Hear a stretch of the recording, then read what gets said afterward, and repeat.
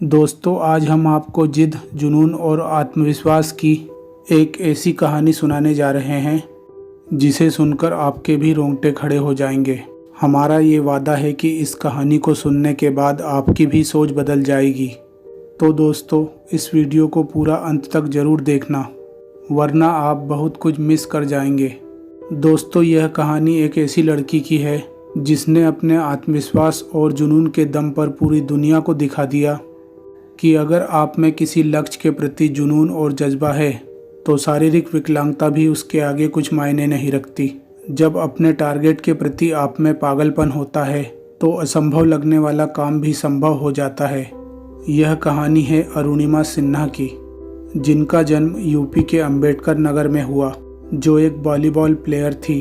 12 अप्रैल 2011 को लखनऊ से देहरादून जाते वक्त पद्मावती एक्सप्रेस में कुछ बदमाशों ने उनका बैग और सोने की चेन छीनने की कोशिश की, लेकिन उन्होंने इसका विरोध किया। लेकिन वो 4-5 बदमाश और अरुणिमा अकेली। पूरी ट्रेन में गुंडों के डर से उनकी किसी ने मदद नहीं की, और जब अरुणिमा ने अपनी चेन नहीं छोड़ी तो उन बदमाशों ने उसे चलती ट्रेन से बाहर फेंक दिया। अचानक उसी समय साइड से दूसरी ट्रेन आ गई। अरुणिमा उससे टकराते हुए दोनों ट्रेनों के बीच गिर गई। दोनों ट्रेनें पूरी स्पीड के साथ गुजर गई और अरुणिमा नीचे ट्रैक पर पड़ी थी। जब उसने उठने की कोशिश की तो देखा कि उसका एक पैर ट्रेन से पूरी तरह कट चुका है। दूसरे पैर की हड्डियां बाहर आ गई हैं और वह खून से लथपथ पड़ी है। वह उठ नहीं पाई और दोनों पटरियों के बीच पूरी रात पड़ी रही। उस सुनसान जंगल में उसकी आवाज़ सुनने वाला कोई नहीं था। पूरी रात में 49 ट्रेन उसके ऊपर से गुजर गई। जंगली चूहे उसके कटे हुए पैर को कुतर रहे थे और वह देख रही थी, क्योंकि रीढ़ की हड्डी में फ्रैक्चर की वजह से वो उठ नहीं पा रही थी। जरा महसूस करो, एक अकेली लड़की ने उस वक्त कैसे हिम्मत जुटाई होगी। सुबह कुछ गांव वालों ने उसे देखा और बरेली के सरकारी अस्पताल पहुंचाया। डॉक्टरों ने जब उन्हें देखा तब तक लगातार खून बहने के कारण उनका पूरा पैर काला पड़ चुका था। डॉक्टरों ने उनकी ज़िंदगी बचाने के लिए उसे काटने का फैसला किया, लेकिन उस समय उस हॉस्पिटल में बेहोशी की दवा तक उपलब्ध नहीं थी ताकि ऑपरेशन किया जा सके। लेकिन अरुणिमा ने कहा कि बिना एनेस्थीसिया के ही उसका ऑपरेशन कर दिया जाए, और डॉक्टरों ने उसके हौसले को देखकर बिना एनेस्थीसिया के ही उसका पैर काट कर अलग कर दिया। जरा सोचो आप, उस लड़की ने इतनी हिम्मत कहाँ से लाई होगी, उस दर्द को कैसे सहन किया होगा, जिसे सुनकर ही हमारे रोंगटे खड़े हो जाते हैं। उनका हौसला देखकर खुद डॉक्टर ने उसे ब्लड दिया, क्योंकि वहाँ पर ब्लड की सुविधा भी उपलब्ध नहीं थी। इंटरनेशनल खिलाड़ी होने के कारण यह खबर दूसरे ही दिन अखबारों की सुर्खियाँ बन गई। वहाँ से उन्हें दिल्ली एम्स में भर्ती किया गया। धीरे धीरे वे ठीक होने लगी। इसी बीच इस घटना को लेकर राजनीति भी शुरू हो गई। कुछ अखबारों ने लिखा कि अरुणिमा के पास ट्रेन की टिकट नहीं होने के कारण वह ट्रेन से कूद गई। कुछ लोग कहने लगे कि अरुणिमा ने सुसाइड का प्रयास किया। इन सब बातों ने उसे अंदर से हिला के रख दिया। एक खिलाड़ी को जब इस तरह की बातें सुनने को मिली होंगी तो उसे कैसा लगा होगा।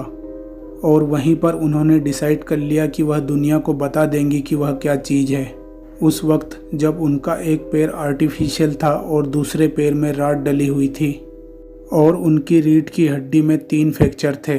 जिस वक्त आम आदमी सोचता है कि अब आगे का जीवन कैसे कटेगा, उस लड़की ने डिसाइड किया कि वह माउंटेनिंग करेगी और माउंट एवरेस्ट को फतह करेगी। जब लोगों को उसने अपना विचार बताया तो लोगों ने उसे पागल कहा, उसकी हंसी उड़ाई। वाकई में इस स्थिति में इतना बड़ा लक्ष्य निर्धारित करना पागलपन ही तो था। जिस माउंट एवरेस्ट को अच्छे स्वस्थ लोग फतह नहीं कर पाते हैं, उसे वह एक पैर और टूटे शरीर के साथ कैसे फतह कर सकती थी।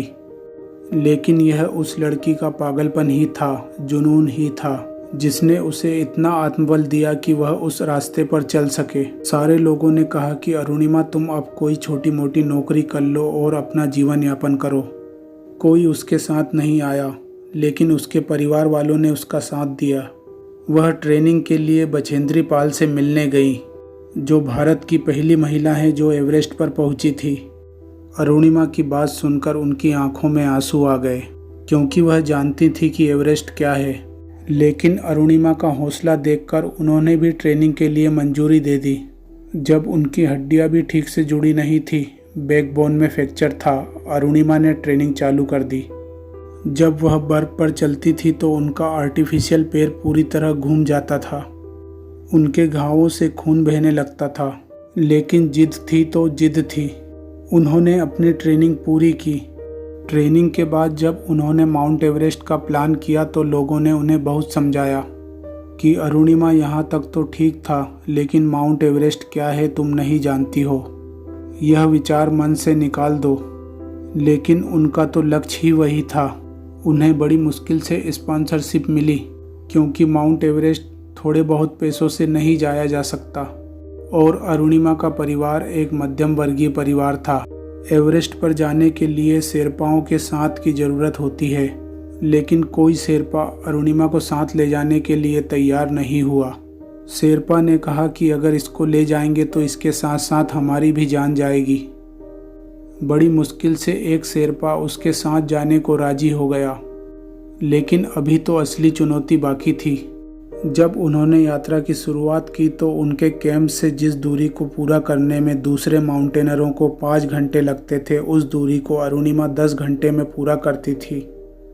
उस पर बर्फीले तूफान, -60 डिग्री की खून जमा देने वाली ठंड, जहां अच्छों के हौसले पस्त हो जाते हैं। अरुणिमा के कैंप के कई माउंटेनरों ने कहा कि अरुणिमा अभी भी वक्त है, वापस चली जाओ। लेकिन अरुणिमा की जिद इतनी बड़ी थी, जुनून इतना बड़ा था कि उसे केवल और केवल माउंट एवरेस्ट का टॉप दिखाई दे रहा था। माउंट एवरेस्ट की यात्रा में असली चुनौती साउथ पोल के बाद ही आती है। ज़्यादातर पर्वतारोहियों की मौत इसी रास्ते पर होती है। अरुणिमा यहाँ तक तो पहुँच गई, लेकिन इसके आगे का सफ़र बहुत दुर्गम था। रास्ते में ही मरे हुए पर्वतारोहियों की लाशें पड़ी होती हैं, जिसे देखकर बड़े बड़े लोगों का दिल बैठ जाता है और हौसला टूट जाता है। लेकिन अरुणिमा ने यात्रा जारी रखी। टॉप पर पहुंचने से कुछ दूर पहले ही उसकी ऑक्सीजन खत्म होने लगी। शेरपा ने कहा, अरुणिमा वापस चलो, अब तुम्हारा आगे जाना और जिंदा वापस आना नामुमकिन है। लेकिन अरुणिमा ने कहा, अपनी मंजिल के इतने करीब आकर मैं वापस कैसे जा सकती हूँ। शेरपा चिल्लाया, तुम तो मरोगी ही, साथ ही मुझे भी मारोगी। लेकिन अरुणिमा तो पागल थी, अपने जुनून में, अपने लक्ष्य में। वह नहीं मानी और आगे बढ़ती रही। दोस्तों, इस बात को हमेशा याद रखना कि जब आप में कुछ करने का जज्बा होता है तो ब्रह्मांड की सारी शक्तियाँ भी आपके पक्ष में हो जाती हैं। आपका जुनून और आत्मविश्वास देखकर कभी कभी मौत भी एक तरफ खड़ी हो जाती है। कुछ देर बाद अरुणिमा टॉप पर थी। 21 मई 2013 को सुबह 10:55 पर अरुणिमा ने एवरेस्ट अटेम्प्ट किया। उस लम्हे को, उस पल को आप जरा सोच कर देखो। सोचो कि आदमी अपने आत्मविश्वास के दम पर क्या क्या कर सकता है। एक पैर आर्टिफिशियल, दूसरे पैर में रॉड, बैकबोन में फ्रैक्चर और माउंट एवरेस्ट का टॉप। जरा महसूस करो उस लड़की के अंदर की आग को, उसके जुनून को। लेकिन कहानी अभी ख़त्म नहीं हुई थी। अभी तो उसे सही सलामत वापस बेस कैंप तक पहुंचना था। लेकिन वापस लौटते समय वह थोड़ा ही उतरी थी कि उसकी ऑक्सीजन पूरी तरह ख़त्म हो गई। अरुणिमा बेहोश होकर गिर पड़ी। लेकिन कहते हैं कि जिसके हौसले बुलंद होते हैं, लक भी उसका साथ देता है। मौसम खराब होने के कारण एक विदेशी माउंटेनर अपना एक ऑक्सीजन सिलेंडर वहां फेंक कर वापस चला गया। शेरपा ने दौड़कर उस सिलेंडर को उठाया और अरुणिमा को लगाया। अरुणिमा को होश आया और वह लोग जल्दी जल्दी नीचे उतरने लगे और बेस कैंप तक पहुंच गए। अरुणिमा ने इतिहास रच दिया था। वह भारत की पहली दिव्यांग महिला पर्वतारोही थी जिसने माउंट एवरेस्ट की चोटी को फतह किया था। इसके बाद उन्हें कई अवार्डों से सम्मानित किया गया। पूरी दुनिया उन्हें जानने लगी। यह सब संभव हुआ केवल उनके अंदर के हौसले और खुद पर आत्मविश्वास के कारण। दोस्तों, उम्मीद है आपको यह वीडियो ज़रूर पसंद आई होगी और आपको जीवन में अपने लक्ष्य के प्रति प्रेरणा प्रदान करेगी। दोस्तों, अगर आपने अभी तक हमारे चैनल को सब्सक्राइब नहीं किया है तो सब्सक्राइब ज़रूर करें, ताकि हमारे आने वाले हर ज्ञानवर्धक और मोटिवेशनल वीडियो की जानकारी आप तक तुरंत पहुंच सके। साथ ही इस वीडियो को लाइक और नीचे कमेंट ज़रूर करें।